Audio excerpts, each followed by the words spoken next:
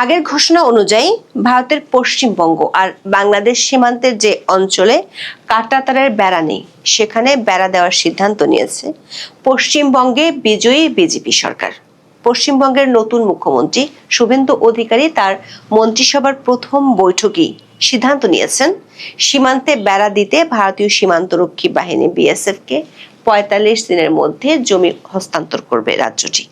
আবার এরই মধ্যে অবৈধ অনুপ্রবেশকারী বাংলাদেশিদের সম্পর্কে তথ্য চেয়ে রিমাইন্ডারও পাঠিয়েছে ভারত সরকার। ভারতের দাবি এ নিয়ে হাজারেরও বেশি বার বাংলাদেশের কাছে তথ্য চেয়ে কোনো তথ্য পায়নি দেশটি। বিজেপি পশ্চিমবঙ্গে জেতার পর পুশিং করলে এরই মধ্যে পাল্টা জবাব দেওয়ার বার্তা দিয়ে ফেলেছেন বাংলাদেশের পররাষ্ট্রমন্ত্রী। ১১ মে পশ্চিমবঙ্গের ক্যাবিনেটের সিদ্ধান্ত জানার পর ঢাকা যে প্রতিক্রিয়া দেখিয়েছে সেটাতেও দেখা যাচ্ছে দুই দেশের সম্পর্কের মধ্যে অস্থিরতা তৈরি হয়েছে। প্রশ্ন হলো, সীমান্তে বেড়া দেয়া নিয়ে অতীতে সব সরকার আমলই কম বেশি সীমান্তে দুই দেশের মধ্যে ব্যাপক উত্তেজনা দেখা দিয়েছিল। এমনকি দেশ দুটির সীমান্তরক্ষী বাহিনীর মধ্যে রক্তক্ষয়ী সংঘর্ষ হয়েছিল। বিশ্লেষকদের আশঙ্কা, ভারত যদি সিঙ্গেল রো ফেন্সের বদলে সীমান্তে অ্যান্টি কাটা ও অ্যান্টি ক্লাইম্বের মতো অত্যাধুনিক বেড়া দেওয়া শুরু করে তাহলে উত্তেজনা অনেক দূর গড়াতে পারে। ভারতীয় সূত্রগুলো বলছে পশ্চিমবঙ্গের নতুন সরকার অত্যাধুনিক ফেন্সিং এর দিকেই ঝুঁকবে। আর তাহলে ভারতের মোদী সরকারের সাথে বাংলাদেশের তারেক রহমানের নতুন সরকারের মধ্যে সম্পর্কের যে টুইস্ট দেখা গিয়েছিল সেই টুইস্ট নতুন করে আবার ঘটার আশঙ্কা বেশি। বিস্তারিত জানতে চলুন যাওয়া যাক। ৬০-এর দশকে বাংলাদেশের নাম ছিল পূর্ব পাকিস্তান। তখন ভারতের আসামে বিভিন্ন দলের বেশ কিছু রাজনীতিবিদ দাবি তুলেছিলেন পূর্ব পাকিস্তান থেকে অবৈধ অনুপ্রবেশ ঠেকাতে সীমান্তে দেওয়াল বা বেড়া জাতীয় কিছু বসানো হোক। তখন সেই দাবি আলোর মুখ দেখেনি, কিন্তু ১৯৮৫ সালে ভারতের কেন্দ্রীয় সরকার আর আসামের সিভিল সোসাইটি গোষ্ঠীগুলোর মধ্যে আসাম শান্তি চুক্তি স্বাক্ষরিত হয়। এর ঠিক বছর খানেকের মধ্যেই ভারত সরকার পার্লামেন্টে ঘোষণা করে তারা বাংলাদেশের সঙ্গে ৪,০০০ কিলোমিটারেরও বেশি দীর্ঘ সীমান্তের পুরোটা জুড়ে কাঁটাতারের বেড়া বসানোর সিদ্ধান্ত নিয়েছে।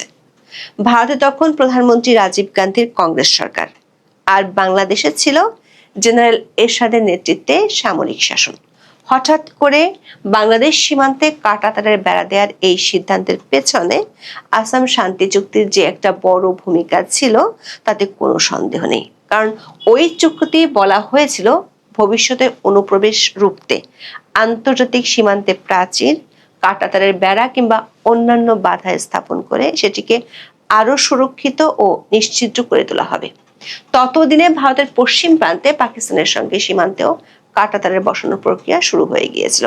আর সেটা সীমান্তে অবৈধ পারাপার, চোরাচালানের মতো অপরাধ ও জঙ্গি কার্যকলাপ ঠেকাতে কাজে আসছে বলেও ভারত মনে করছে। পূর্ব সীমান্তেও একই প্রক্রিয়া অনুসরণ করার পেছনে সেটাও ছিল একটা বড় কারণ।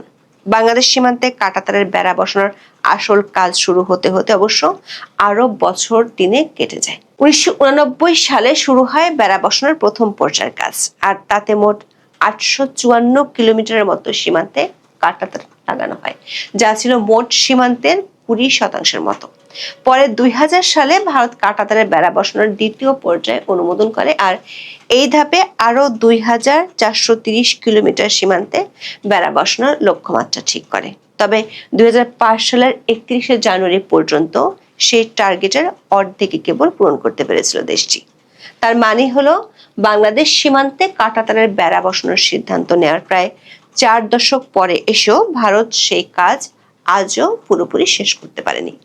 দর্শক, ভারত ও বাংলাদেশের মধ্যকার সীমান্ত কেবল একটি বিভাজন রেখা নয়, এটি বিশ্বের অন্যতম জটিল এক রেখা হিসেবে দেখা হয়।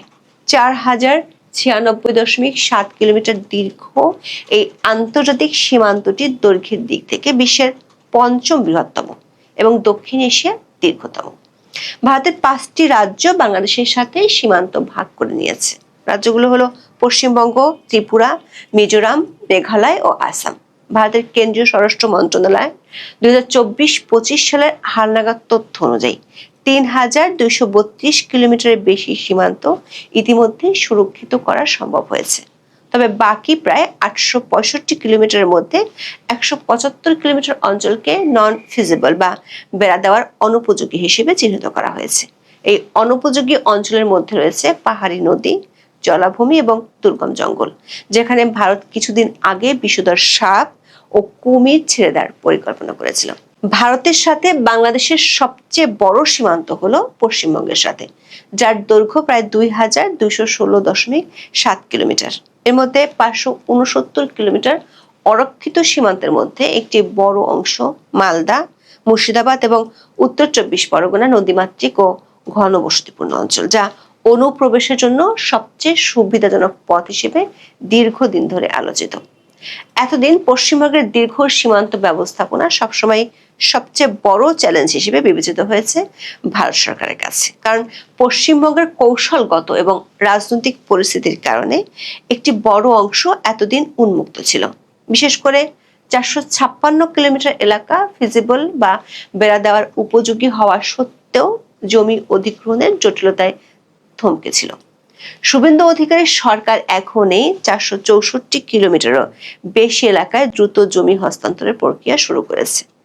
এর আগে মমতা বন্দ্যোপাধ্যায়ের তৃণমূল সরকার বিএসএফ এর এখতিয়ার বাড়ানো এবং স্থানীয় কৃষকদের জীবিকার দোহাই দিয়ে জমি হস্তান্তরে অনীহা দেখিয়েছিল, যাকে বিজেপি তোষণ নীতি এবং অনুপ্রবেশের প্রশ্রয় হিসেবে দেখত।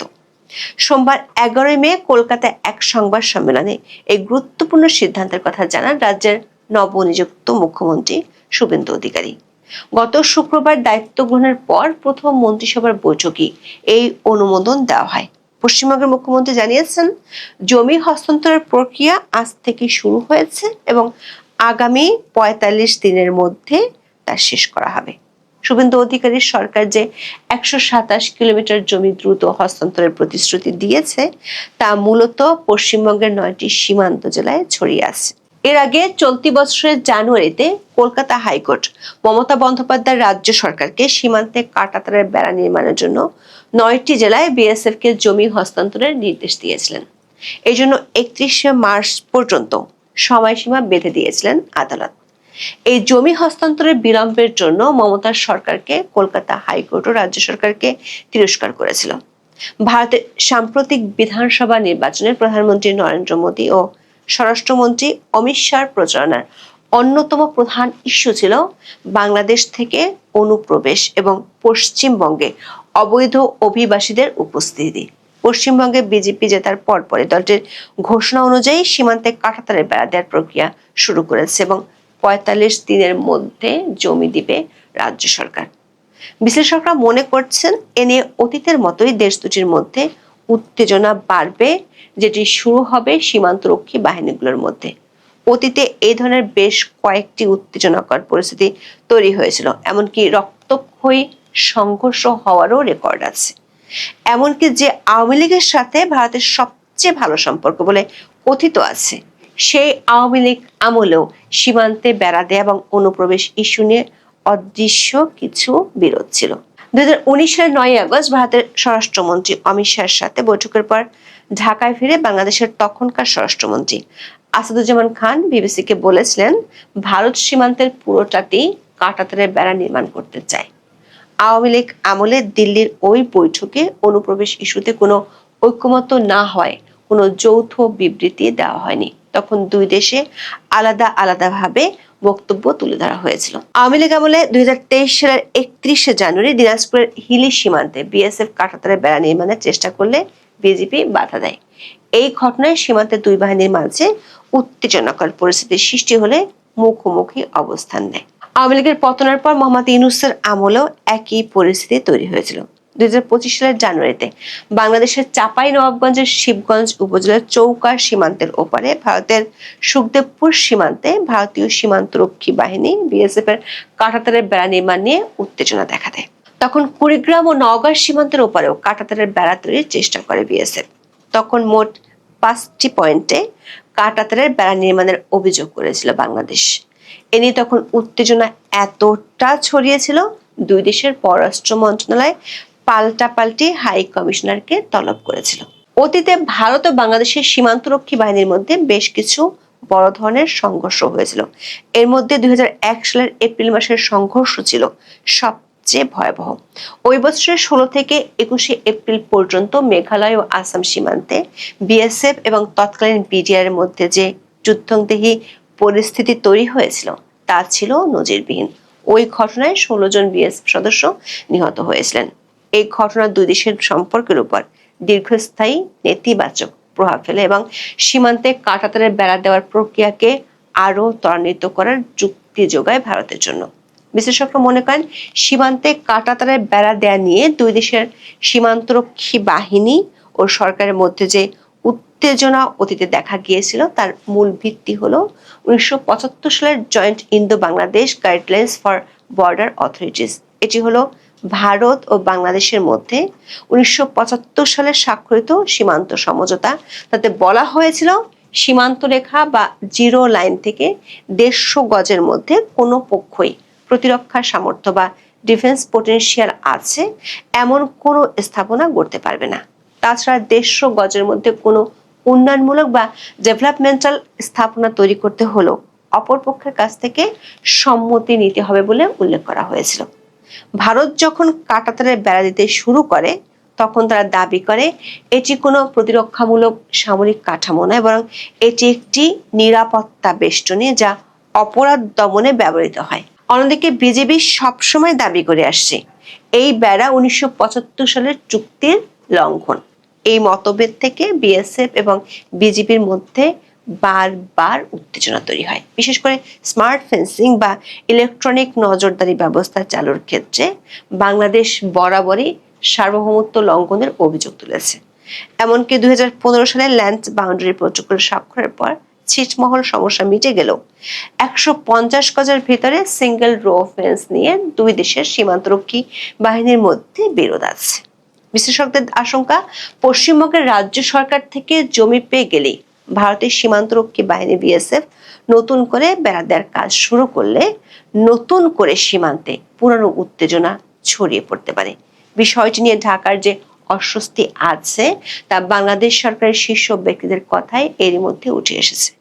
পুশ ইন বা অনুপ্রবেশ নিয়ে এরই মধ্যে বাংলাদেশের পররাষ্ট্রমন্ত্রী খলিলুর রহমান ভারতকে পাল্টা জবাব দেওয়ার হুমকি দিয়ে রেখেছেন। অন্যদিকে সীমান্তে ফেন্সিং ইস্যুতে বাংলাদেশের প্রধানমন্ত্রীর পররাষ্ট্র উপদেষ্টা হুমায়ুন কবির জানিয়েছেন, সীমান্তে পশ্চিমপক্ষ সরকারের কাঁটাতার দেওয়ার বিষয়টি ঢাকা পর্যবেক্ষণ করছে। তিনি আরো বলেছেন, বাংলাদেশের মানুষ কাঁটাতারে ভয় পায় না, যেখানে কথা বলার দরকার সেখানে কথা বলা হবে। সোমবার পররাষ্ট্র মন্ত্রণালয়ের এক ব্রিফিং এ হুমায়ুন কবির এসব কথা বলেন। প্রশ্ন হলো, ভারত যদি তার সীমান্তে বেড়া দেয় তাহলে বাংলাদেশের মানুষের ভয় পাওয়ার কি আছে? বিবিসির এক রিপোর্টে বলা হয়েছে, ভারত কাঁটাতারের বেড়া দিতে শুরু করার পর দেখা গেল সীমান্তের অনেক জায়গাতেই 150 গজের শর্ত মানা সম্ভব হচ্ছে না, বা মানতে গেলে যেখানে বেড়া দিতে হবে সেখানে তা দেওয়া অর্থহীন। রিপোর্টটিতে বলা হয়েছে, দক্ষিণ এশিয়ায় ভুটান বা নেপালের মতো ভারতের আরো যেসব মিত্র দেশ আছে তাদের সীমান্তে এ ধরনের কোনো বেড়া না থাকলেও ভারত বাংলাদেশ সীমান্তের চরিত্রই পুরোপুরি বদলে দিয়েছে এই কাঁটাতার। বাংলাদেশের অনেকের জমি আছে ভারতের ভূখণ্ডে। কাঁটাতারের বেড়া দিলে সেসব জমি তারা হারাবে, পুরোপুরি বন্ধ হয়ে যেতে পারে চোরাচালানো। তবে অতীতে দেখা গেছে একসময় বাংলাদেশে ভারত থেকে চোরাপথে প্রচুর গরু আসতো, কিন্তু ভারত সীমান্তে কড়াকড়ি আরোপ করায় বাংলাদেশের চোরাপথে গরু আসা কমে যায়। পরে বাংলাদেশ নিজেই গরুর প্রজনন বাড়ায়। একাধিক সূত্র বলছে, অনুপ্রবেশ ঠেকানো, ভোট ব্যাংকের মেরুকরণ, অভ্যন্তরীণ নিরাপত্তা ও এনআরসি ইস্যুতে বিজেপি সরকার এখন কেবল কাঁটাতারে সীমাবদ্ধ থাকতে চায় না। তারা স্মার্ট ফেন্সিং প্রযুক্তি ব্যবহার করবে, যেখানে সিসিটিভি, মোশন সেন্সর এবং থার্মাল ইমেজিং থাকবে। এটি সীমান্তে বিএসএফ এর শারীরিক উপস্থিতি কমিয়ে প্রযুক্তির মাধ্যমে নজরদারি বাড়াতে সাহায্য করবে। শুভেন্দু অধিকারীর সরকার এই প্রযুক্তির দ্রুত বাস্তবায়নে বিএসএফ কে পূর্ণ সমর্থন দেওয়ার ঘোষণা দিয়েছে। এই ধরনের প্রযুক্তি ব্যবহার শুরু করলে বাংলাদেশের সীমান্তরক্ষী বাহিনী বিজিবির পক্ষ থেকে আপত্তি আরো বাড়তে পারে, যেটি দেশ দুটির মধ্যে সীমান্তে উত্তেজনা বাড়িয়ে দেবে। আবার এরই মধ্যে পুশিন ইস্যু নিয়ে দেশ দুটির কূটনৈতিক এবং সরকারি পর্যায়ে উত্তেজনা বেশ গড়িয়েছে। দ্য হিন্দুর এক রিপোর্টে বলা হয়েছে 2020 থেকে এখন পর্যন্ত 2862 জন সন্দেহভাজন বাংলাদেশি অনুপ্রবেশকারী সম্পর্কে বাংলাদেশের কাছে তথ্য জানতে চেয়েছে। এ নিয়ে ভারতের পররাষ্ট্র মন্ত্রণালয় 2020 থেকে এ পর্যন্ত 1000-এর বেশি নোট ভার্বাল বাংলাদেশের কাছে পাঠিয়েছে। সাড়া না পেয়ে 456 বার বাংলাদেশকে রিমাইন্ডার নোট বা বিষয়টি স্মরণ করিয়ে তাগাদাও দিয়েছে। সূত্রগুলো বলছে, বিজেপি সরকার পশ্চিমবঙ্গে জেতার পর বাংলাদেশ সরকারকে বিষয়টি নতুন করে জানিয়েছে ভারতের কেন্দ্রীয় সরকার। ফলে দেখা যাচ্ছে একদিকে পুশিন আর একদিকে সীমান্তে বেড়া দেয়া, দুই ইস্যুতে পরিস্থিতি বেশ ঘোলাটে হতে যাচ্ছে। ভারতের স্বরাষ্ট্রমন্ত্রী অমিত শাহের সবশেষ ঘোষণা অনুযায়ী দেশটি অনুপ্রবেশকারীদের পুশিন করবে, আর তার জবাবে বাংলাদেশের পররাষ্ট্রমন্ত্রী পাল্টা জবাব দেওয়ার কথা বলে রেখেছেন। যদিও এরই মধ্যে 10 জনকে পুশিন করলো, পাল্টা জবাবটা কি সেটি এখনো দেখা যায়নি। দর্শক, শুভেন্দু অধিকারী মন্ত্রিসভার ঘোষণা হয়তো ভারতের জন্য একটি নিরাপত্তা বিজয় হতে পারে, কিন্তু বাংলাদেশের জন্য এটি একটি নতুন উদ্বেগের পাহাড়। সাথে যোগ হয়েছে অবৈধ অনুপ্রবেশকারীদের পুশিন ইস্যুতে ভারতের কড়া অবস্থান। দুয়ে মিলে ভারত বাংলাদেশ সীমান্তে অতীতের মতোই বড় সংঘাতের আশঙ্কা শুরু হয়েছে, যেটি হয়তো ছড়িয়ে পড়তে পারে দেশ দুটির অভ্যন্তরীণ রাজনীতিতে। আগামীর ভারত বাংলাদেশ সম্পর্ক কি কেবলই কাঁটাতারের আড়ালে বন্দী থাকবে, নাকি তারেক রহমান ও নরেন্দ্র মোদী মিলে এই বেষ্টনীর বাইরেও সহযোগিতার কোনো পথ বের করবেন, তার সময় বলে দেবে। তবে আপাতত সীমান্তের এই নতুন মেরুকরণ সম্পর্কে স্থিতিশীলতায় এক বড় ধরনের অস্বস্তি ও অনিশ্চয়তার দীর্ঘ ছায়া ফেলছে। এখন এ পর্যন্ত। সবাই ভালো থাকুন, সুস্থ থাকুন, নিরাপদে থাকুন। দেখা হবে আগামী পর্বে।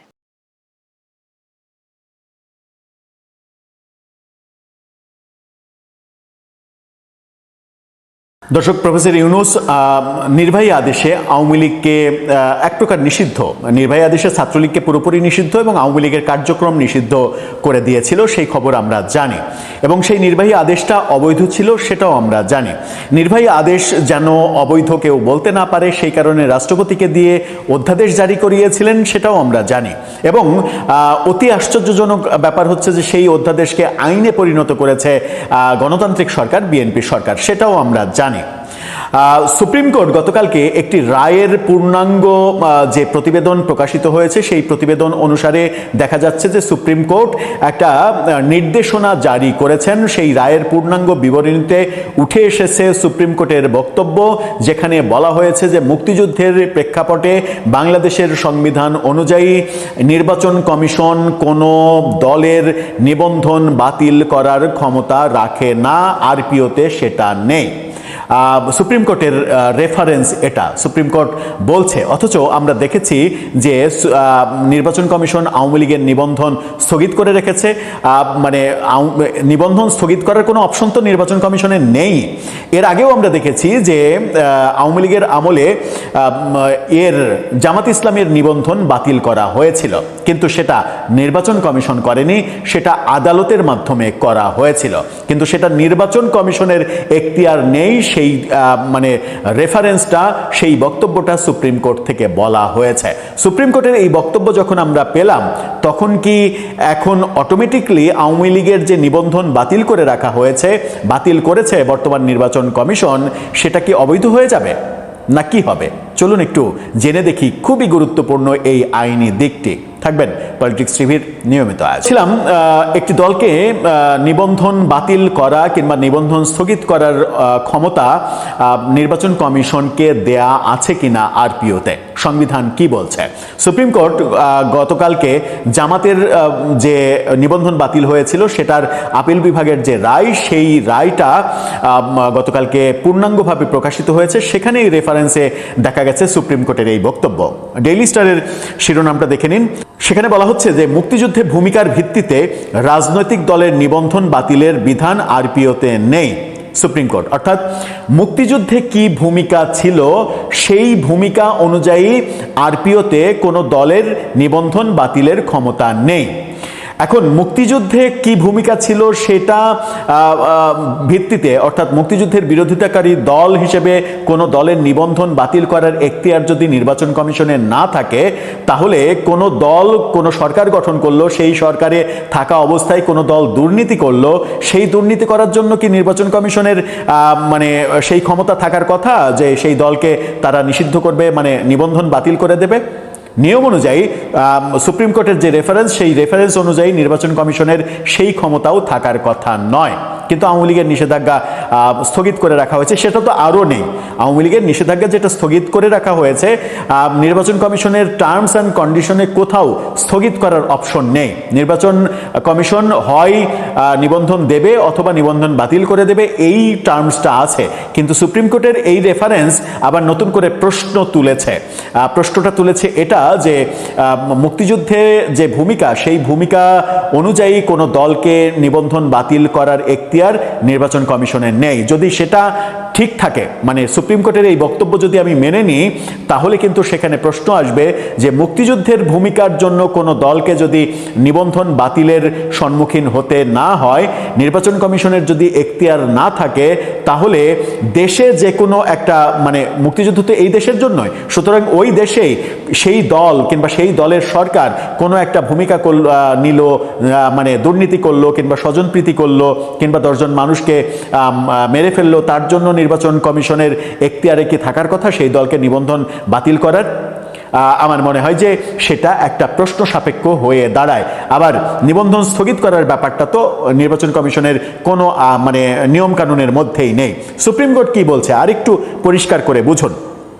মুক্তিযুদ্ধের সময় নেতাদের ভূমিকার ভিত্তিতে কোনো দলের নিবন্ধন বাতিলের বিধান গণপ্রতিনিধিত্ব আদেশে নেই বলে পর্যবেক্ষণ দিয়েছে সুপ্রিম কোর্ট। জামাতের নিবন্ধনের বৈধতা চ্যালেঞ্জ করে হাইকোর্টে করা রিটের পরিপ্রেক্ষিতে প্রকাশিত আপিল বিভাগের 51 পৃষ্ঠার পূর্ণাঙ্গ রায়ে একথা বলা হয়েছে। দলটির নিবন্ধন নিয়ে আপত্তি জানিয়ে রিটের 25 জন আবেদনকারী বলেছিলেন, মুক্তিযুদ্ধের সময় দলটির নেতাদের জঘন্য ভূমিকার কারণে বাংলাদেশে রাজনীতি করার জন্য তাদের নিবন্ধন দেওয়া উচিত হয়নি। তবে আপিল বিভাগ বলেছে তাদের এই আপত্তি আইনি নয়, বরং আবেগ প্রসূত বলে মনে হয়। মুক্তিযুদ্ধের ব্যাপারটাকে সুপ্রিম কোর্ট বলছেন এটা আইনে নেই, এটা আবেগের ডায়লগ। মুক্তিযুদ্ধের ইস্যুটা আবেগের ডায়লগ। মুক্তিযুদ্ধ যে মানুষের আবেগের বিষয়, এটা সুপ্রিম কোর্ট বোধহয় বুঝলেন না, আমি জানি না তাদের ব্যাখ্যা।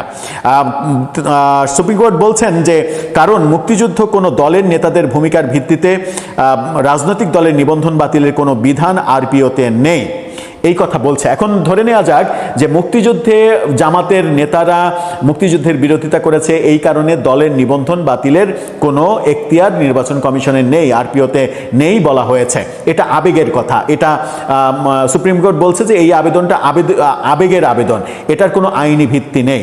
মুক্তিযুদ্ধের প্রসঙ্গ যদি আবেগের আবেদন হয়, আইনের ভিত্তি না থাকে, তাহলে আওয়ামী লীগ তার শাসনামলে দুর্নীতি করলো, অনাচার করলো, কিংবা ওই 840 জন যে গেজেট প্রকাশ হয়েছে, সেই 840 জন সবাইকেই আওয়ামী লীগই মেরে ফেললো, ধরে নিলাম আওয়ামী লীগ সরকার, আওয়ামী লীগ তো না, আওয়ামী লীগের যে সরকার শেখ হাসিনা, তো শেখ হাসিনা যদি মানে এদেরকে মেরে ফেলে, শেখ হাসিনা কিংবা আসাদুজ্জামান খান কামাল স্বরাষ্ট্রমন্ত্রী ছিলেন, কিংবা ওবায়দুল কাদের আওয়ামী লীগের সাধারণ সম্পাদক সড়ক মন্ত্রী ছিলেন, তারা যদি মেরে ফেলেন, তাহলে সেই কৃতকর্মের জন্য আওয়ামী লীগের নিবন্ধন কি বাতিল করা যায়? প্রশ্নটা খুব সাধারণ, খুবই বোধগম্য ব্যাপার বোধহয় আপনাদের কাছে এখন লাগার কথা। মুক্তিযুদ্ধের ইস্যুতে মুক্তিযুদ্ধের বিরোধিতাকারী নেতাদের কারণে জামাতের নিবন্ধন বাতিল করা যায় না, এটা সুপ্রিম কোর্টের রেফারেন্স। আমি ওই রেফারেন্সকে সত্য মনে করেই মানে এখন প্রশ্ন করছি, মানে প্রশ্ন উত্থাপন কিংবা উত্থাপিত হবে যে এটাই আইন এবং এটাকেই আমরা শ্রদ্ধা জানাতে চাই। তাহলে আওয়ামী লীগের এই ব্যাপারেও যদি প্রশ্ন ওঠে যে নির্বাচন কমিশন আওয়ামী লীগের নিবন্ধন স্থগিত করার এখতিয়ার রাখে কিনা সুপ্রিম কোর্টের এই রেফারেন্সের ভিত্তিতে, তাহলে কি উত্তর দেবে নির্বাচন কমিশন? দর্শক, আপনার কাছে কি মনে হয়? এটাও কি মানে প্রসঙ্গ আসবে না যে আপনারা আবেগে বলছেন, মানে আওয়ামী লীগের কিছু নেতা মন্ত্রী কিংবা পুলিশের কিছু কর্মকর্তার কর্মকাণ্ডের কারণে আপনি আওয়ামী লীগের নিবন্ধন বাতিল করার যে দাবি করছেন, এটা আইনি না, এটা আবেগের দাবি? এই প্রশ্ন কি মানে এই উত্তর কি আসবে সেই প্রশ্নে? আপনার মতামত জানিয়ে লিখতে পারেন আমাদের কমেন্ট বক্সে।